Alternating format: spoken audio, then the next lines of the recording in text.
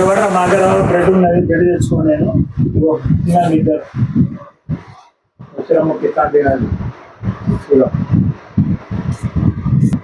అరే అంకుల్ చూసలేరు కదా, మొత్తం బ్రెడ్ మొత్తం తీసుకోదన్నారా దారా దూరేశ్వరం మళ్ళా ఆకలేదాన్ని ఏమన్నా తినుకుంటే రాదు, వాళ్ళకి ఇచ్చినావు. అదే బ్రెడ్ ఉండరా?